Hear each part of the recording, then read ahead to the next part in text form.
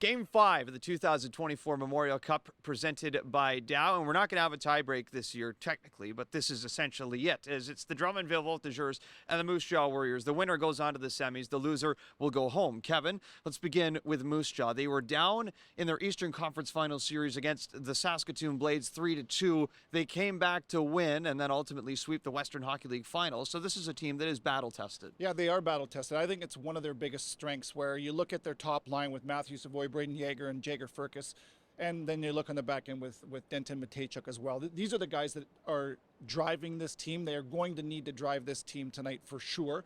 But I do look back to that series. It's good that you brought it up, because being battle-tested and having been through every kind of emotion, ups and downs, that's why. That dress rehearsal is why, because you use it when it counts the most.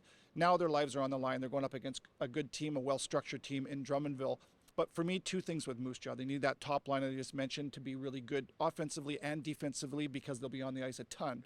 And I think their power play has to help them out here a little bit and at least gain them some momentum. It should be a good one, but they need to find their firepower. Drummondville are champions out of the queue, but they haven't won at this tournament yet. Do you think that we've seen the best they can bring?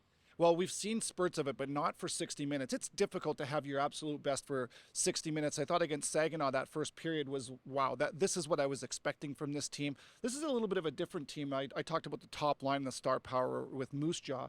This Drummondville team, they have their fair share of skill, but this is more about a group of 20 where they build from their structure out. And I think that they're really connected as far as you talk to their coach, and he certainly knows the identity of this club. He has a plan for this club. And for them to have some success, it's not one or two players or one line. It's a group of 20 for them to pull on that rope all together.